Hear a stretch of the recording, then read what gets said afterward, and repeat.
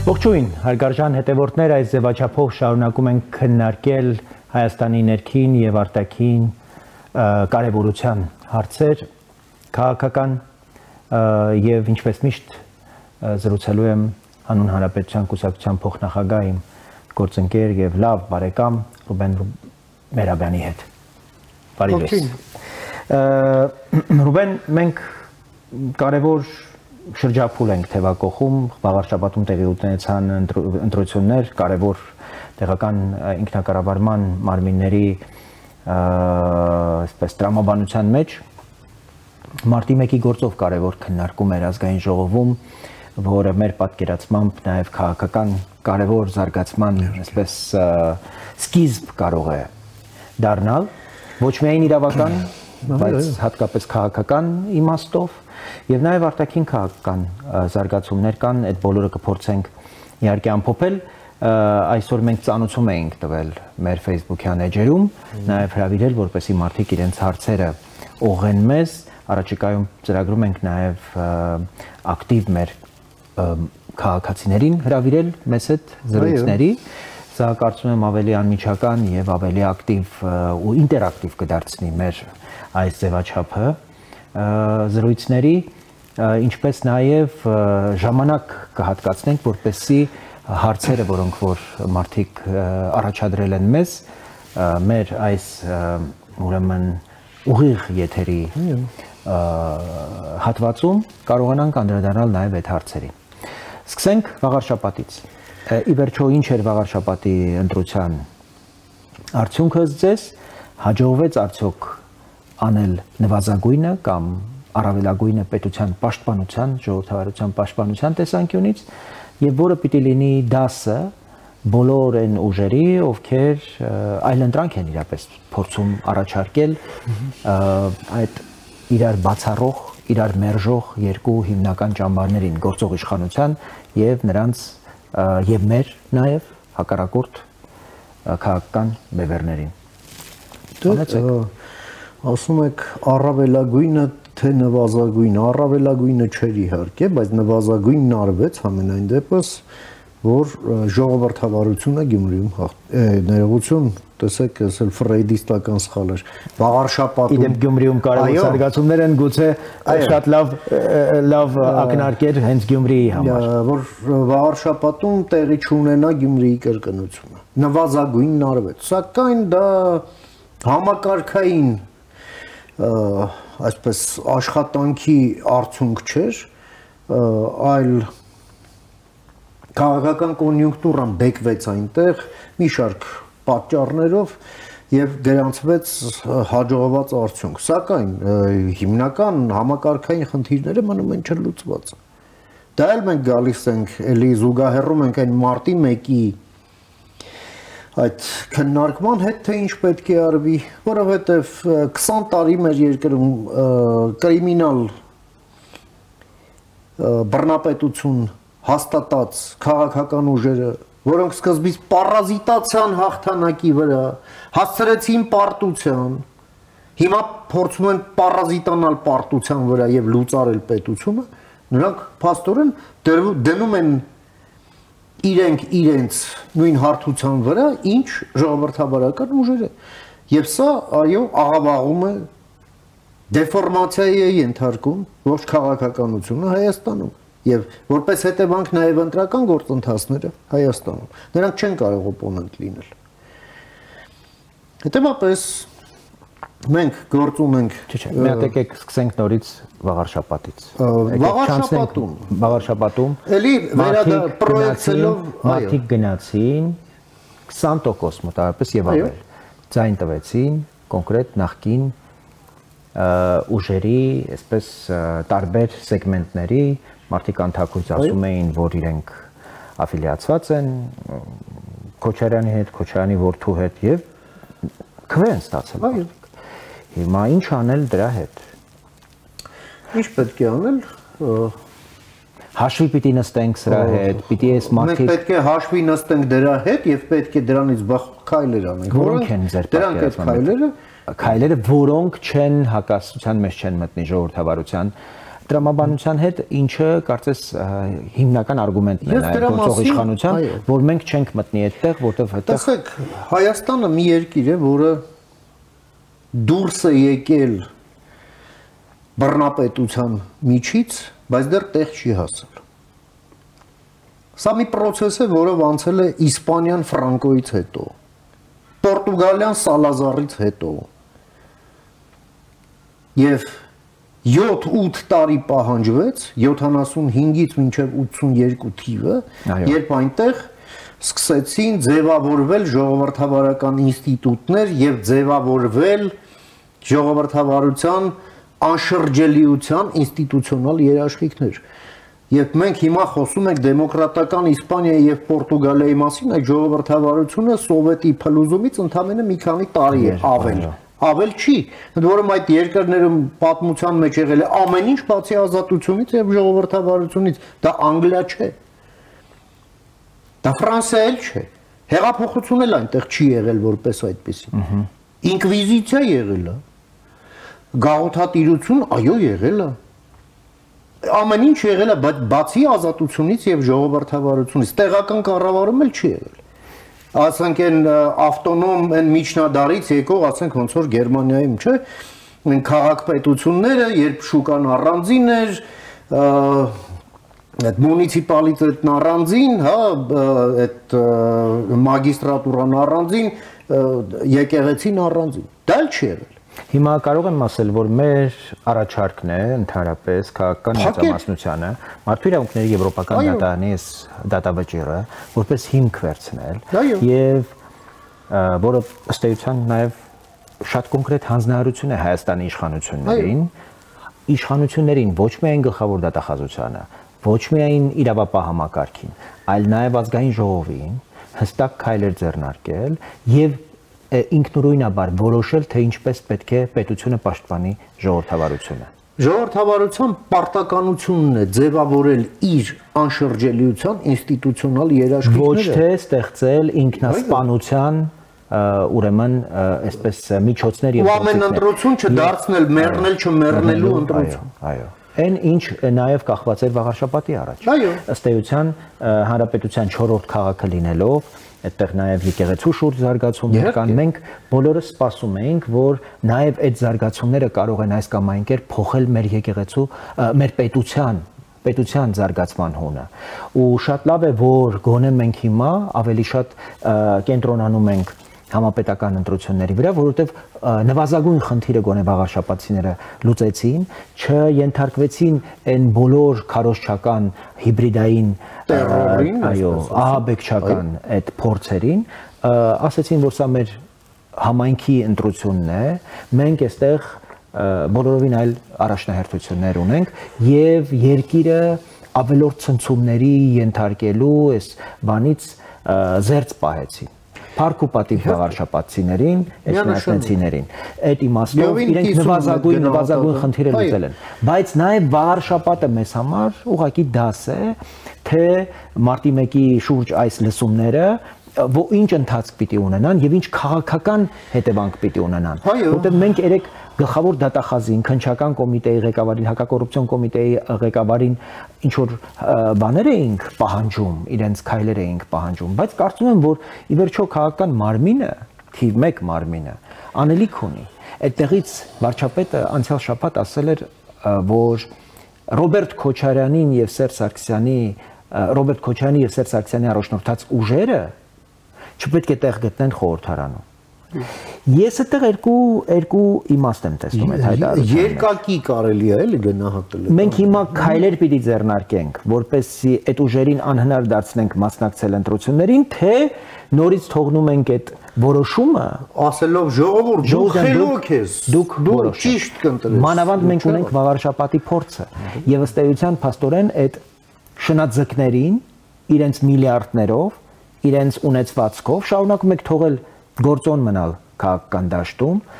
իրենց ժուրնալիստների միության նախագահով, իրենց այդ բանով, հա, միկրոֆոններով, տարբեր տեսակի terroristներով փոքր եւ մեծ անհասկանալի ուրեմն ծագում ունեցող եւ ինչ ենք անում։ Մենք հստակ տեսնում ենք եւ առաջարկում ենք ճանապարհ եւ բերում ենք եվրոպական օրինակներ, թարմ օրինակներ։ Ֆրանկ Վալտեր Շտայնմայերը Գերմանիայի նախագահը, այդ երկրի նախկին արտգործնախարարը, որը ժողովրդավարության ամենա եռանդուն պաշտպաններից է, ասում է, այսօր Գերմանիայի ամենաժողովրդական կուսակցությունը AfD-ն այլընտրանք Գերմանիայի համար կուսակցությունն է եւ դա նույնիսկ այդ ամենաժողովրդական կուսակցություն լինելը նաեւ չի կաշկանդում որպեսի երկրի նախագահը հայտարարի որ եթե անհրաժեշտ լինի որպես վերջին միջոց մենք պիտի գնանք փակման մենք չենք կարող թույլ տալ որ Գերմանիան ինքնասպան լինի որովհետեւ այլընտրանք Գերմանիային այդ կուսակցության իշխանության գալ կնշանակի ոչ միայն Գերմանիայի, այլև Եվրոպայի ինքնասպանություն։ Մեծ հաշվով, այո։ Եվ եթե մենք այս հայտարարությունները որպես նաև ուղեցույց ու դասագիրք չենք ընդունում,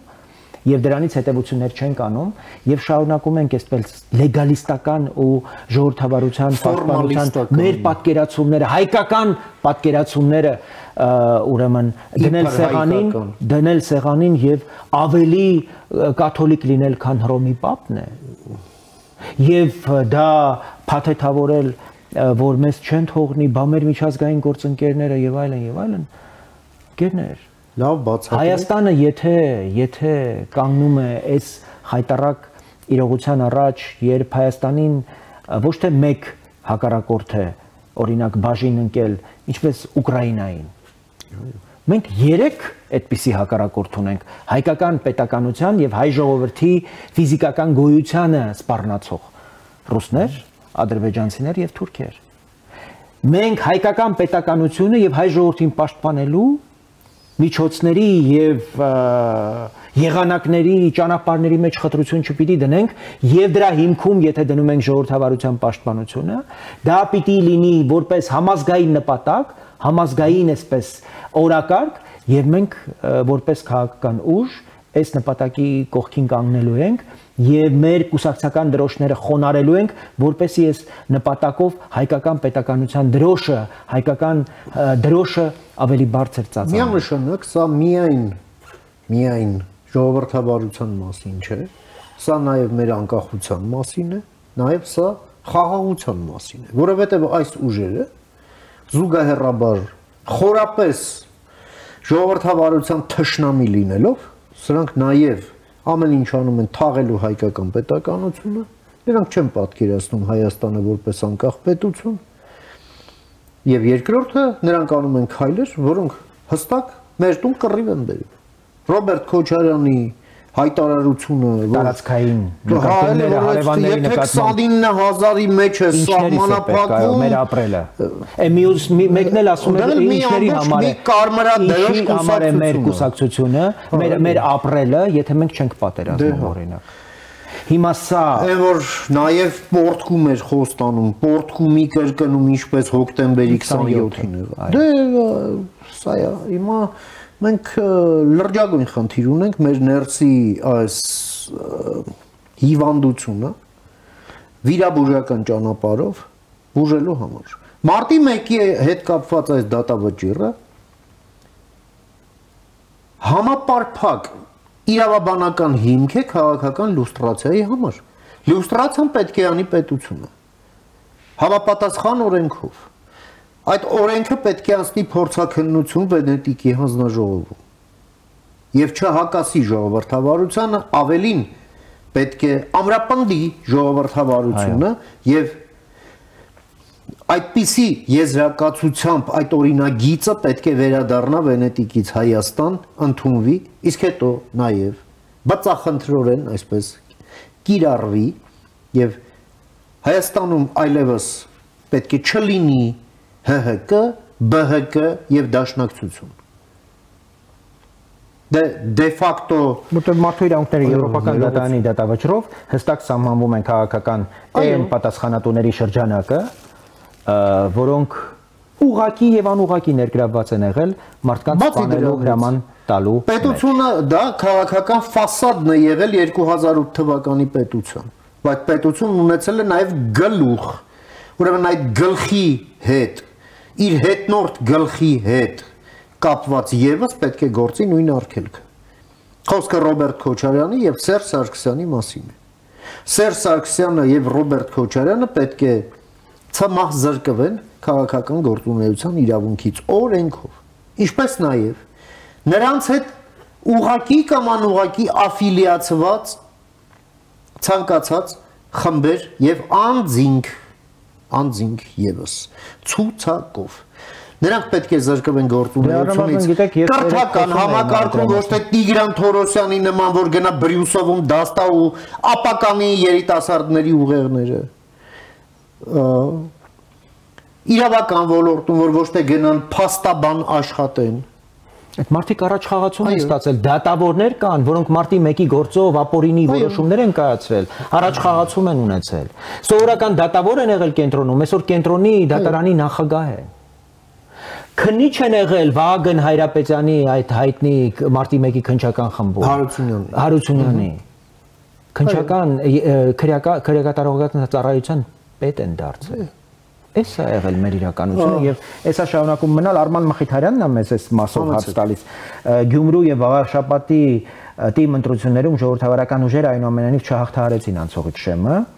26 թվականի համապետական ընտրությունների ընթരാճ որ խաղելիք դասը եթե ոչ օրենսդրական մակարդակով հակապետական կուսակցությունների մասնակցությունն արգելել է ինչի մասին ասացինք փաստորեն ֆինանսական ահռելի ներուժը եւ հյուսային հիբրիդային օժանդակությունը ապահովում են առայժմ ընդդիմափոխության տեսլականի վիճեցումը Տիգրան Սարդարյանն է հարցնում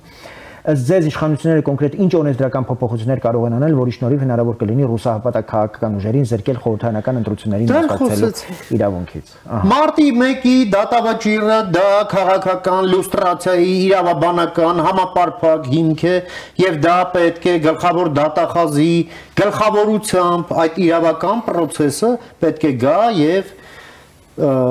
վերածվի օրինագծի տարվի փորձաքննության, հետո օրենքի, նախաձեռնվի։ Այո, Հայաստանը պետք է անցնի հենց այդ process-ը,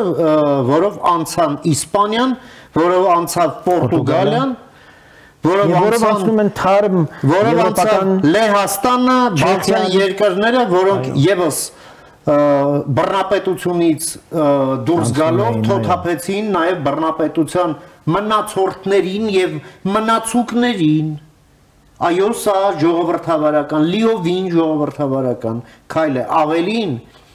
սա քայլ է, որը ամրապնդում է ժողովրդավարությունը։ Մենք սա պետք է հստակ մեր համար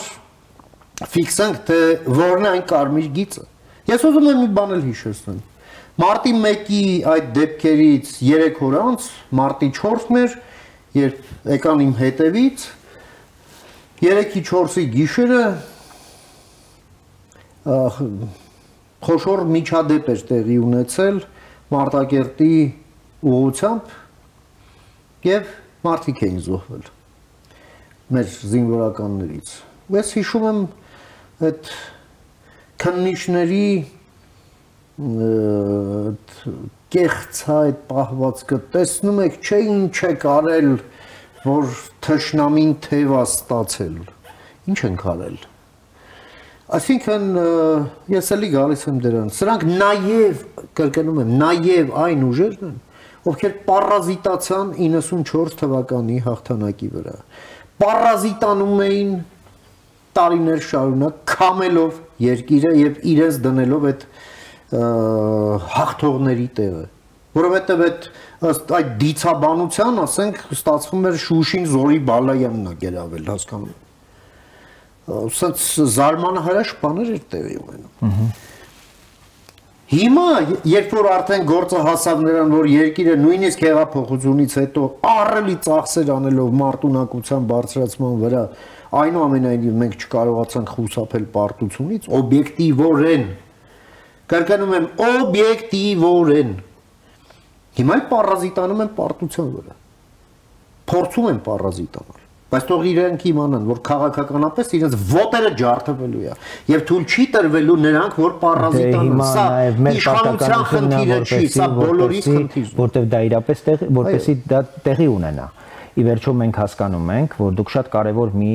հանգամանք նշեցիք, ես ուզում եմ, որ մենք կանգ առնենք, որ նրանք, ովքեր խոսում են ժողովրդավարության մասին, նրանք, ովքեր խոսում են խաղաղության մասին, նրանք համարվում են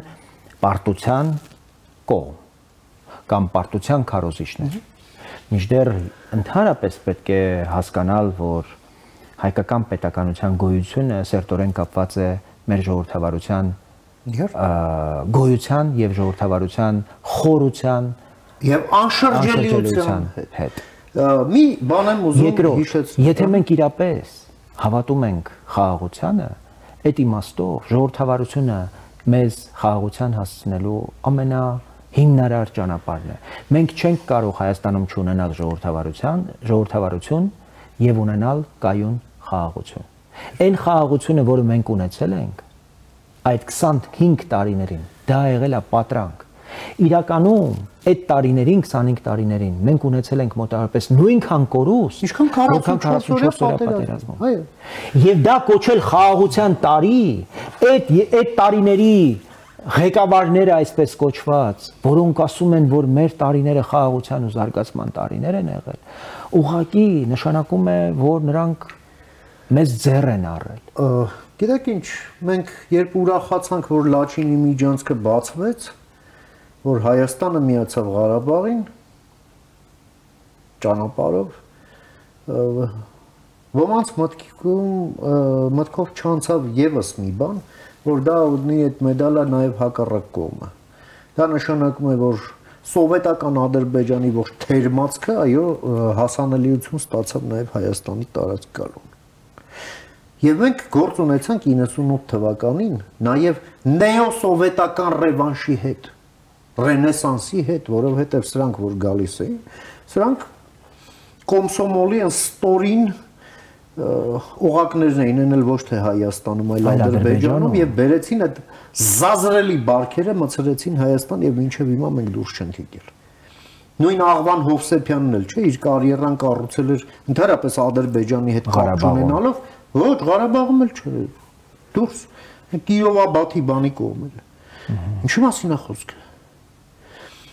Եվ այս բարքերը բերել մցրել էին, կապել էին մեր գլխին, մենք սրանից պետք է ձերբազատվենք, այս կեղտից։ Մեկ, երկրորդը, սա մի խոսակցություն է, Արման,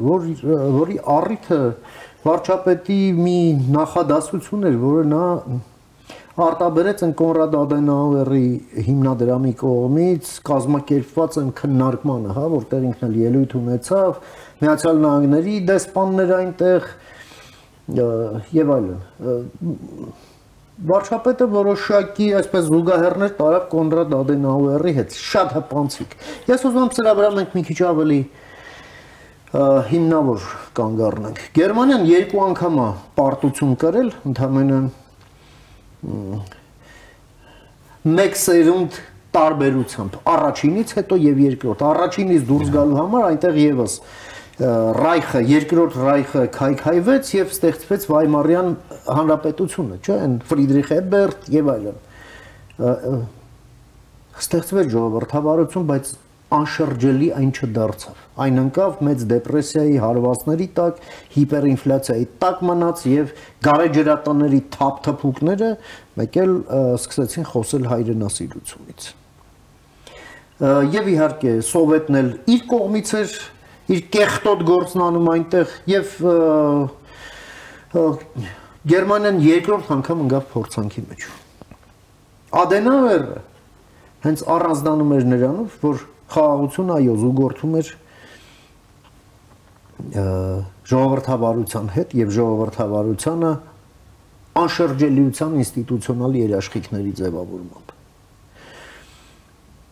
Գերմանիան թոթափեց այդ անցյալի բեռը եւ 55 թվականին 10 տարի անց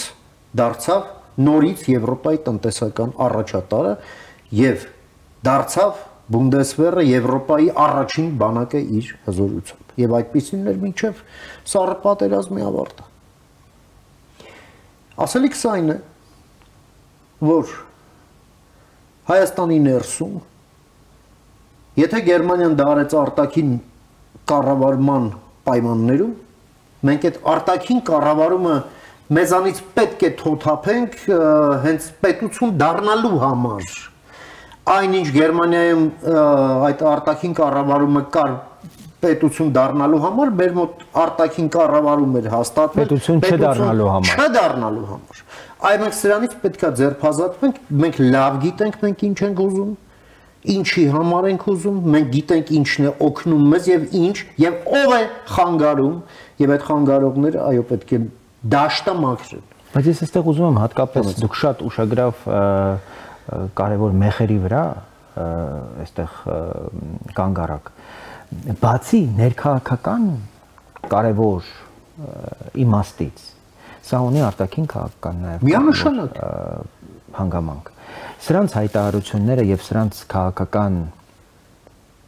օրակարգերը ուղղակի հայկական պետականության կործանման ջախջախման կարճ ճանապարհ են սրանք ուղղակի նվեր են այո մեր թշնամիներին եւ հակառակորդներին այո ըստ էության իրենք ամբողջությամբ իրենց այդ տարածքային նկրտումներով պատերազմի քարոզչությամբ լեգիտիմացնում են Ադրբեջանի սպառազինվելու ռազմական բյուջեն ավելացնելու եւ Հայաստանի դեմ հիբրիդային պատերազմը ավելի սաստկացնելու բոլոր քայլերը եւ զուգահեռաբար նրանք հեզաճկում պատրաստակամություն են հայտնում քննարկելու միութենական պետության առաջարկը երբ լինեն իշխանություն իրենք են ասում օրենքով պետքա ձեր ոտերը ջարդվի այդ դե օրենքն էլ ընդունել ենք մենք ենք ընդունել նախորդ գումարման ազգային ժողովում դա այդ օրենքը չի որովհետեւ այդ կուսակցությունները պետք է փակվեն այդ անձինք պետք է քաղաքական գործունեության եւ հրապարակային հայտարարություններ անելու իրավունքից օրենքով զրկվեն զբաղվեն իրենց մասնավոր կյանքով Այդպես ինչպես տեղի ունեցավ շտազին արևելյան Գերմանիան մաքրելուց հետո այդպես ինչպես եղավ Լեհաստանում, Բալթյան երկրներում, չեկիստների հետ Սա պետք է արվի ստեղ ի վերջո այո պետք է արվի Մենք անդրադարձել ենք դրան Երևանում դեռ մնում է 11-րդ կարմիր բանակի նվիրված հենց հրապարակից 30 մետր ներքև հուշակոթող բանը հավերժ կրակի այդ կարկասը առանց կրակի սա խայտարակություն է սա այլանդակություն է մանկական այգում սովետի 20-ամյակին նվիրված մի ինչ-որ բան այդ սյուն հա կոթող եւ այլ Էլ չեմ խոսում կինո Մոսկվայի, Պուշկին, Չայկովսկի, Չեխովի դպրոցներ, լավ հերիքը, Հայաստանը պետք է լինի Հայաստան, ազատ, անկախ, ժողովրդավար, ինքնիշխան, արժանապատիվ եւ աղբից զերծ, այդ թվում նաեւ քաղաքական, ասրա մասին է խոսքը, սա պետք է անի, եթե ոչ պետությունը, Պետությունը ասելով էլ այո, այդ պետությունը կառավարելու մանդատ ունեցող քաղաքական մեծամասնություն է, որը կա եւ կլինի մինչեւ 26-ի հունիս եւ կձևավորվի 26-ի հունիսին։ Կարևոր չի դա ինչպես կկոչվի, բայց դա պարտականություն է, որ պետք է անի։ Բայց հիմա դուք հասկանում եք, չէ՞, որ մենք համակարգային փոփոխություն ենք առաջարկում, սա պիտի նաև դատական իշխանությունը համապատասխան, պիտի աջակցություն հայտնի։ Հիմա մենք չունենք այդպիսի դատական համակարգ։ Դատական համակարգը անկախ է ընդհանրապես Հայաստանի ամբողջ պետական առաջնահերթություններից, կամ իրեն այդպես է ձեռնտու։ Լինել անկախ, մենք անկախ ենք, կապ չունենք այս պետության հետ։ Իրենց ընդունած որոշումները շատ դեպքերում ընդհանրապես հաշվի չեն առնում պետության կարևորագույն իրողություններն ու առաջնահերթությունները։ Բայց յուրային բորենիների հետ լավ էլ կապ ունեն։ Այո, ազատ են արձակում, խափանման միջոցներ են փոխում, ինչ որ մարդիկ խոսում էին Վարդան Ղուկասյանի օրինակ ծանր առողջական վիճակի մասին, երեք տեսակ ոնց էր կոկորտը պատռում։ Այո, այդ ծանր շաքարով եւ ճնշումով հիվանդը։ Եվ այս իրավիճակը համակարգային այնպես ինչպես մարտի 1-ին մասնակցել է ամբողջ պետական համակարգը, ամբողջ ուղղահայացով, ամբողջ իրավապահ համակարգը եւ դատական իշխանությունը։ Առանց այս ամբողջական համախոհության, այս նպատակի շուրջ մենք չենք կարող պետությունը ուղղակի պաշտպանել։ Պետությունը ուղղակի չենք կարող պաշտպանել։ Բարձրաստիճան բյուրոկրատիան, ուժայինների առաջնորդները, այդ ժամանակվա խոշոր կապիտալը, որը օլիգարխներն էին, եւ կրիմինալը սերտ աճած էին։ Դա ըստ էության այն իտալական մոդելի ֆաշիզմի շատ կարևոր, այսպես բնութագիր է։ Եվ մենք սա պետք է ֆիքսենք։ Ֆասցիոն նշանակում է փունջ։ Այո։ Ինչի փունջ, այդ 4 տարերի։ Այդ 4 տարերի փունջը մենք ունենք եւ այդ փունջն էր, որ կրակեց իր ամբողջ ուղղահայացով եւ միայն մենք երեք էլ ես էլ դուք էլ ասացինք մեր ելույթներում ազգային ժողովում, որ մարտի 1-ի գործը 10 հոգու սպանվածների մասին գործը չէ միայն, այլև հարյուրավոր վիրավորների, հազարավոր, տասնյակ հազարավոր քաղաքական հալածանքների ենթարկված մարդկանց եւ ընտանիքների հանցագործություն, որը կատարեց պետությունը, որովհետև պետությունը զավթված էր կազմակերպված քրեական խմբավորման կողմից եւ վերածված հանցագործության գործիքի։ Եվ մեծ հաշվով դրա արդյունքում ամենամեծ զոհը Հայաստանի Հանրապետությունն էր, մեր պետականությունը։ Եվ սա հանցագործություն էր պետության դեմ այդ թվում։ Հետևաբար գնդակահարվածը հայկական պետականությունն է ու մեր խնդիրն, այո, թույլ չտալ, որ հայկական պետականությունը նորից այդպիսի ուրեմն այդպիսի ճակատագրի արժանանա եւ այդպիսի զարգացումների արերեսվի։ Եվ իհարկե այստեղ շատ հետաքրքիր զուգահեռ եմ ուզում անցկացնել, միջև արտաքին ավելի կարևոր խնդրի մասին կխոսենք։ Ուկրաինայում հիմա կարևոր գործընթացներ են, մի խաղաղության կարևոր առաջարկ է քննարկվում, Թրամփը կարծես առաջարկում է նոր փաստաթղթի շուրջ խաղաղության հասնել, Զելենսկին Թուրքիայում է, եւ զուգահեռ կոռուպցիոն մի սկանդալ է քննարկվում։ Այսպես կոչված Մինդիչ գեյթը։ Այո։ Վիտկոֆը կարծես պիտի այսօր Թուրքիա գնա, որպեսզի նաև մասնակցի, բայց այդ չի հական։ Նայեք, այն պահին, երբ Ռուսաստանը խոցում է Ուկրաինայի կենսական կարևոր ենթակառուցվածքները, էներգետիկ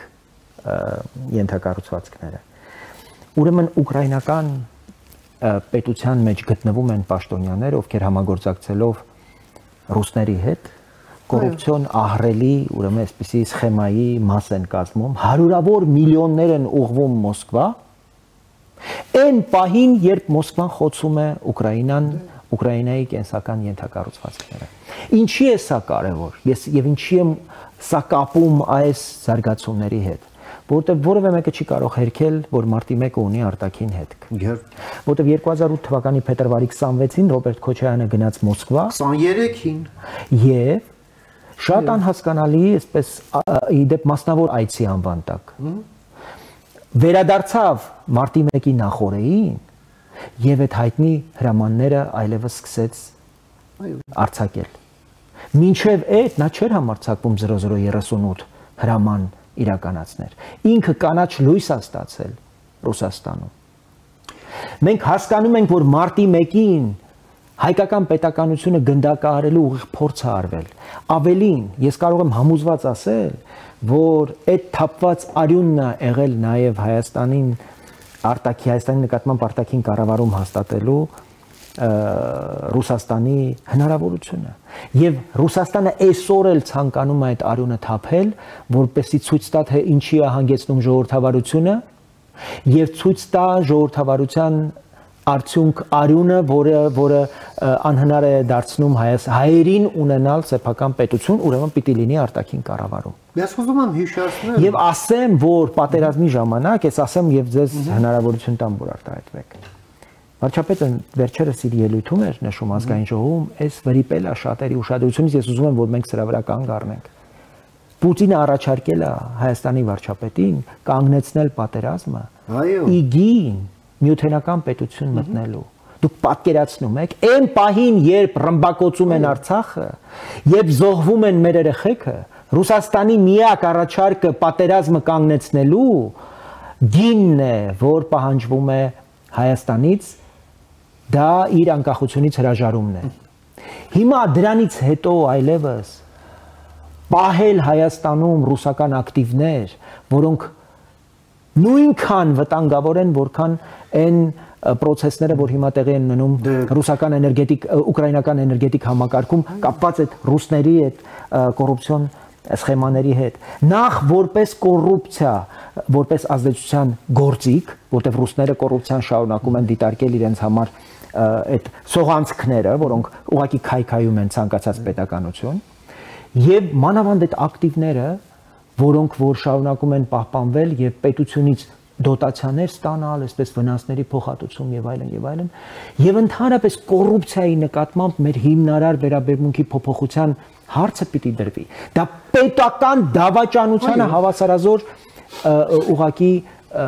քրեական պատիժ պիտի նախատեսվի։ Իդեպ այս կոռուպցիոն սխեմայի մեջ ներգրավված անձանց Զելենսկին առաջարկում է որպես պետական դավաճան։ Այո։ Դատել։ Եվ ճիշտ է։ Ես ուզում եմ մեր համատեղ աշխատանքից մի ժամանակաշրջան այսպես վկայաբերեմ։ Դա 2013-ի դեկտեմբերն էր, մենք իրար հետ էինք աշխատում, երբ Ուկրաինայում սկսվեց այդ Եվրոմայդանը։ Եվ ես շատ լավ եմ հիշում, մենք ոնց էինք ֆիքսում, թե որքան զուգահեռներ կան մարտի 1-ի հետ։ Այդ ժողովրդական շարժումը ճնշելու այդ քայլերի ալգորիթմը, կատարումը, եւ հետո գործը հասավ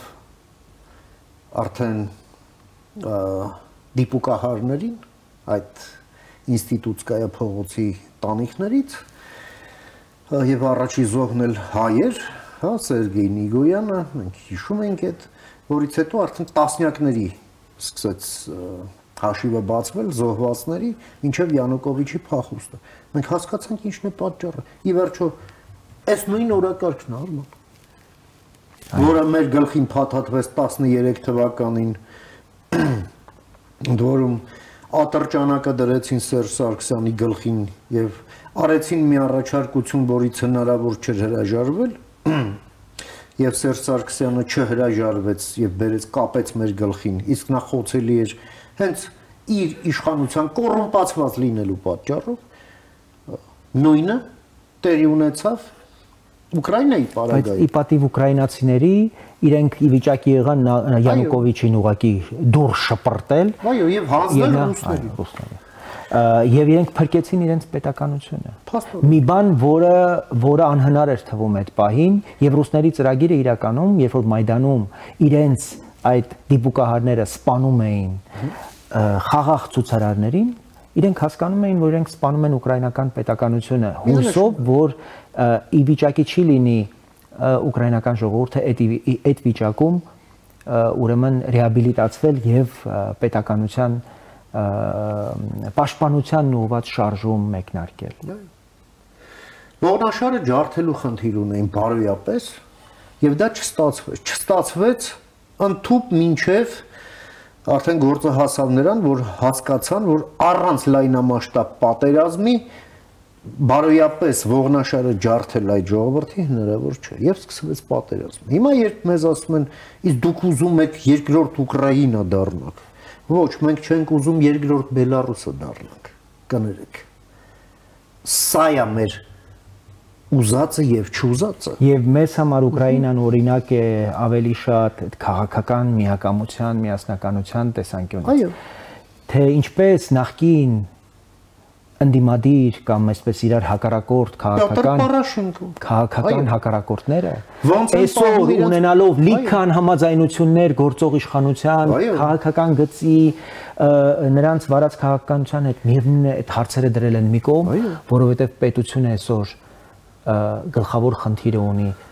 ինքնապաշտպանության, պատերազմում հաղթելու եւ իրենք կանգնել են պետության կողքին, կանգնել են գործող իշխանության կողքին, ով պատերազմը վարելու, պատերազմի վերաբերյալ որոշումներ ընդդիմախոսելով էլ ընդ որում, բայց այդ ամենը ընդդիմախոսությունը հանում պետության, ոչ թե մարդիկ ինքնաձիգը կրում են եւ իրենց գլխավոր խնդիրը Ուկրաինայի պաշտպանությունն են համարում։ Մի հատ հələ հիշեք, մերոնք ինչով են զբաղված եւ ինչով են զբաղված։ Այո։ Թե պատերազմի ամենասոսկալի պահերին գնացել Ղարաբաղում ինչով էին զբաղված։ Արայիկ Հարությունյանին հանդիպման էին կանչում եւ նախագահական լայախ չէին անում գնալ խոսել։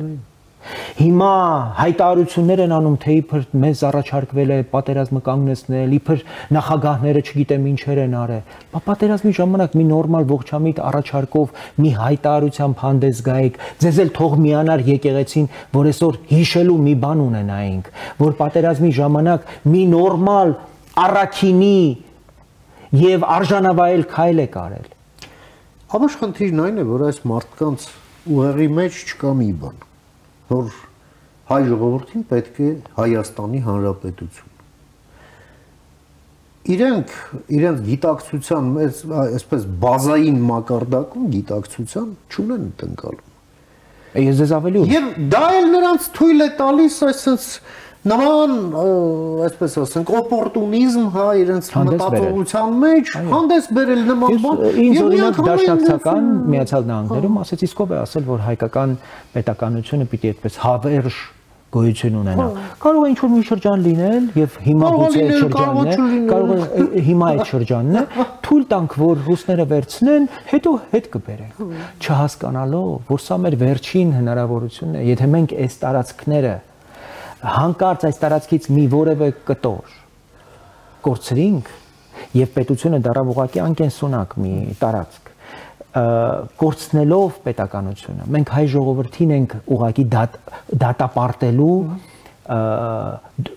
ելքեր փնտրել ուղղակի փախուստի իր սեփական հայրենիքից էլ երբեք չենք կարողանալու հավաքական հայ ժողովուրդ ունենալ այն տարածքի վրա որտեղ մենք կարող ենք ինքնորոշվել եւ անկախություն հռչակել Այսինքն դուք պատկերացնում եք այդքան մատերի արանքով ամերիկաներից պատկերացնում են որ հայ ժողովուրդը կարող է կամավորապես նաև հրաժարվել ուրեմն պետականությունից։ Լավ, մտածում են, հասկացանք, բայց այդ մոլերանտ անհանդուրժողականությունը Հայաստանի Հանրապետության նկատմամբ ուղղակի արդեն բոլոր չափերն անցել։ Այդ նայեք ANC-ի պահվածք հայդատի լավ սանթարապես ռացիոնալիզմից է դուրս ու պարզա որ մենք ուղղակի գեդին ենք մտնում մեր միջազգային գործընկերներին ինձ նամակներ են գրում ուղղակի ասում են սրանք հայ են թե չէ սրանք հայ են մտքի խավարում է տեղի ունենում արդեն արման ինչը ուղղակի չի տեղավորվում արդեն որևէ պատկերացման մեջ եւ անհամատեղելի է դարձնում այդ մարդկանց որևէ դերակատարումը Հայաստանյան քաղաքականության մեջ Հայաստանի պարտներն նմանների պետք է հեռու պահել կիլոմետրներ։ Եվ մեր զրույցի վերջին հատվածում, քանի որ դուք բերեցիք շատ սիրուն նաև Հայդատին, Սփյուռքին հիշեցինք մենք, խոսենք Թուրքիայի հետ կարևոր զարգացումների եւ վերջին հայտարարությունների մասին։ Նախագահ Էրդողանն է խոսել Կովկասում Թուրքիայի դերակատարության մասին, Ֆիդանն է խոսել խորհրդարանում Հայաստան-Ադրբեջան խաղաղության հեռանկարների մասին ասել, որ հարաբերությունները կարող են վերջնականապես կարգավորվել, երբ կլինի խաղաղության պայմանագիր, եւ նաեւ Թուրքիայում հիմա ընթանում է ԵԱԿ խորհրդարանական վեհաժողովը, որտեղ ուրեմն թուրք խորհրդարանի նախագահը եւս հայտարարությամբ է հանդես եկել նշելով կայուն պայմանագրի մասին առաջիկայում Հայաստանի եւ Ադրբեջանի մասին որը հնարավորություն կտա տարածաշրջանի համար ավելի տևական խաղաղություն եւ կայունություն հաստատել։ Ես ուզում եմ նախ հասկանանք Թուրքիայի հետ ինչ ունենք, որովհետեւ Թուրքիան կարեւոր է ոչ միայն որպես հայ-թուրքական գործընթաց, Թուրքիան կարեւոր է նաեւ Հայաստանի եւ Ադրբեջանի հետ հարաբերությունների տեսանկյունից։ Թուրքիան կարևոր է, որովհետև ըստ էության սա մեր ՆԱՏՕ-ի հետ ունեցած սահմանն է։ Թուրքիան կարևոր է Եվրամիության հետ մեր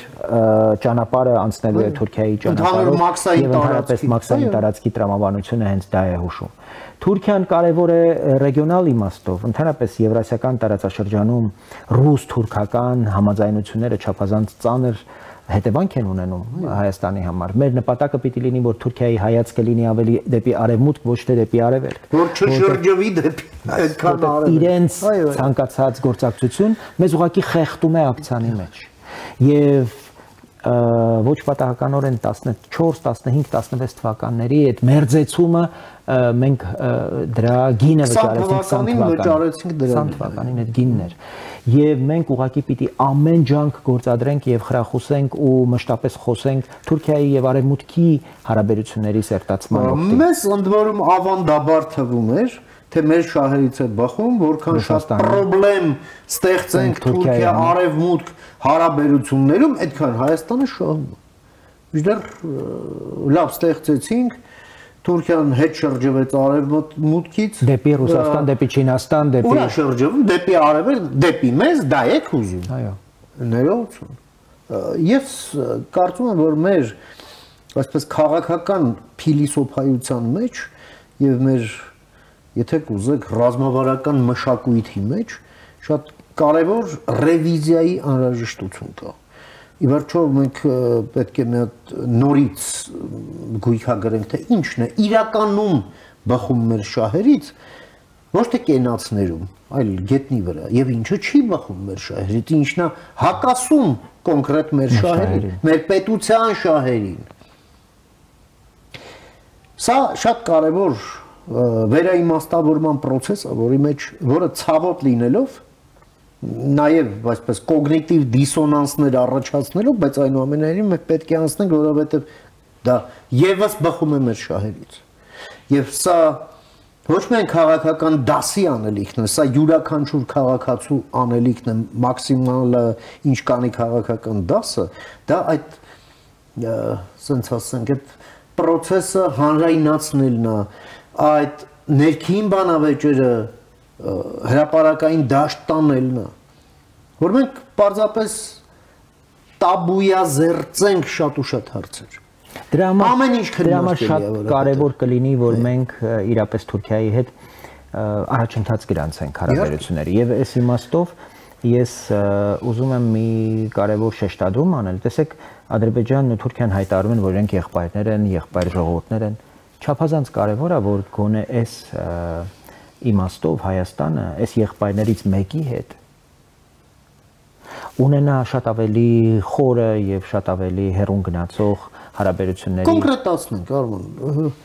Պակիստանն ու Ադրբեջանը եւս եղբայրներ են։ Երկուսն էլ ասում են, որ եղբայրներ են եւ մենք արդեն դա արել ենք Պակիստանի հետ։ Չէ, դուք հարաբերությունների կարգավորման մասին։ Այո, դիվանագիտական հարաբերություններ հաստատել ենք, արձանագրություն ենք ստորագրել Պակիստանի հետ, հանդիսավոր վարչապետերը ձեռքի այսպես սեղմած նկարվեցին, հիմա մենք համարում ենք, որ բացենք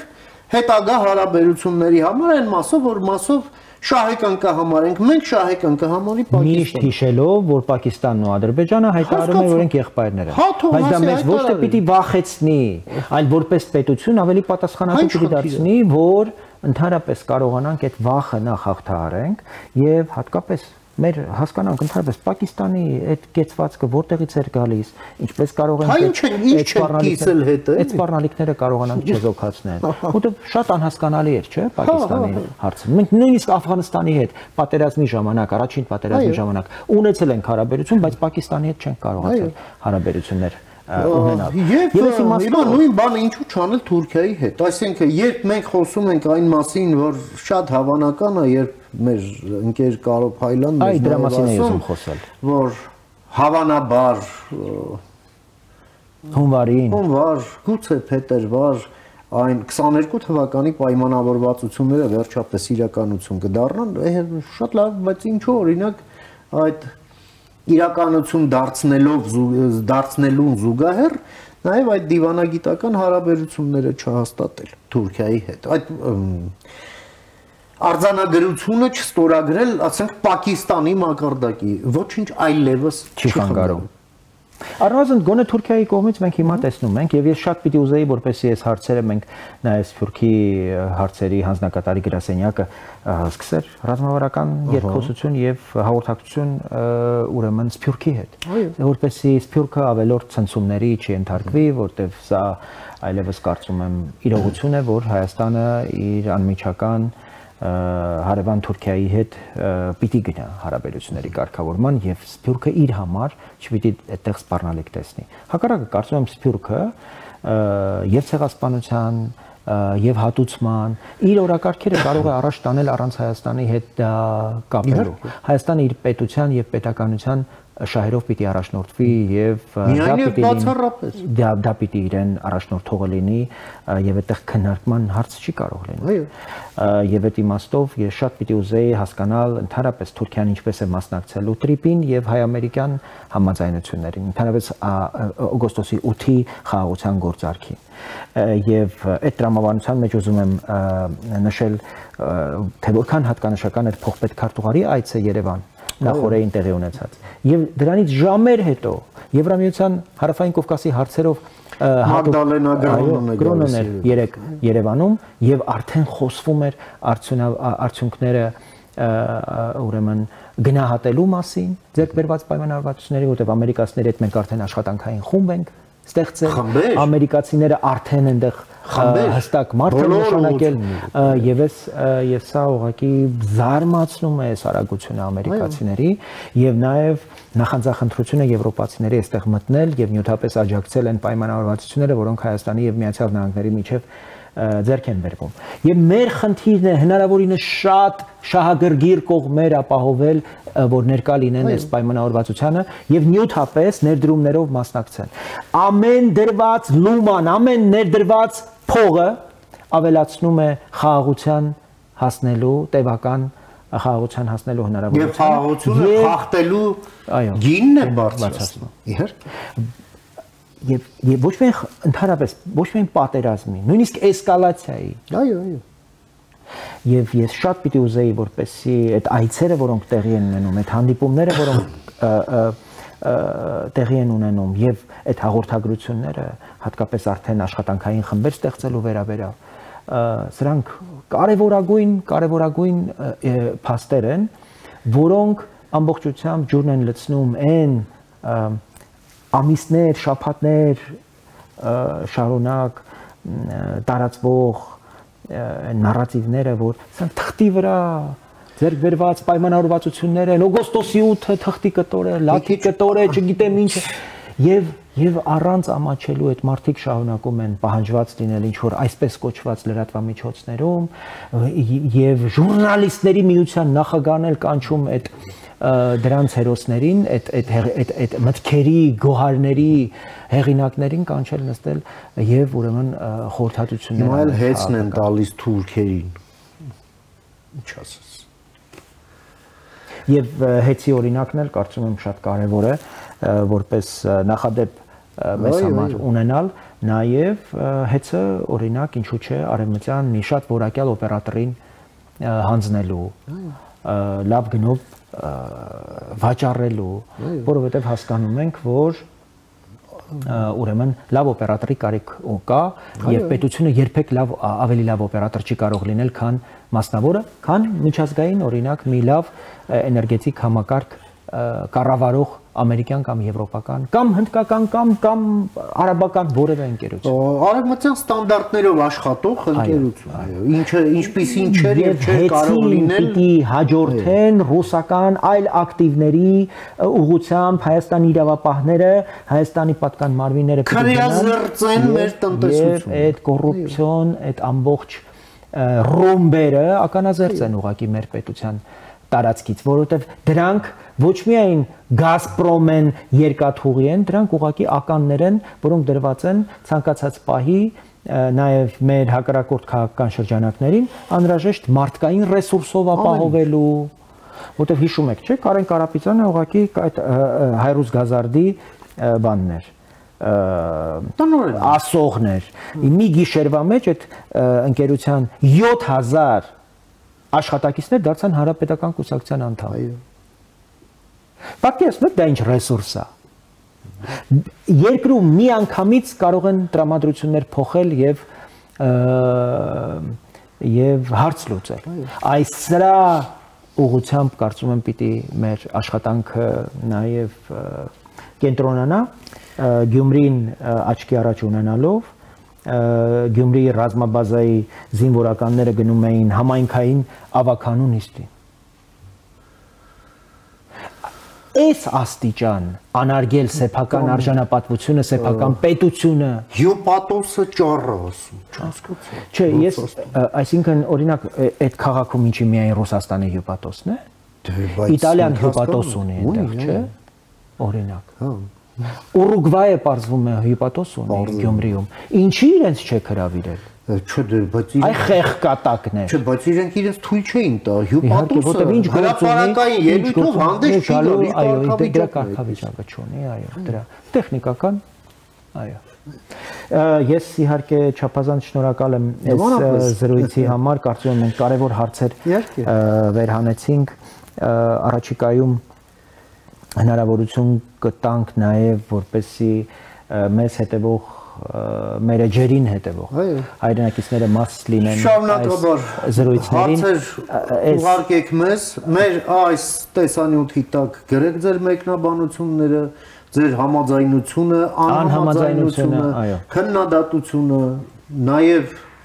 եթե ինչ որ հարցեր կան որ հարկ եք համարում մեզ ինչ որ բան հուշել մենք պատրաստ ենք ականջալուր լինելու ձեր ցանկացած այս դիտարկմանը կապ պահեք մեզ հետ մինչ նոր հանդիպում կարևոր նաև տեղեկություն այս ֆորմատը մենք ավելի պարբերական կդարձնենք առաջիկայում կհայտարարենք շաբաթվա կոնկրետ օր կոնկրետ ժամ եւ այս ձևաչափով կխոսենք հուսամ նաև առաջիկայում հնարավորություն կունենանք տեխնիկապես ապահովել որպեսզի մարդիկ ուղղակի ուղիղ մեզ հետ շփվելու հնարավորություն ունենան եւ իրենց հարցերը ոչ միայն այս ձևաչափով տալ օրինակ մտնել եւ մեզ հետ խոսակցության մասնակցել օրինակ դրսից այդպիսի հնարավորություն կտանք այսինքն հնարավորինս հետաքրացնենք այս ձևաչափով մեր հանդիպումները զրույցները շնորհակալություն Ռուբեն ջան այսքանն էինք այսօրվա համար պատրաստել որպես առաջնային կարևորության թեմաներ կհանդիպենք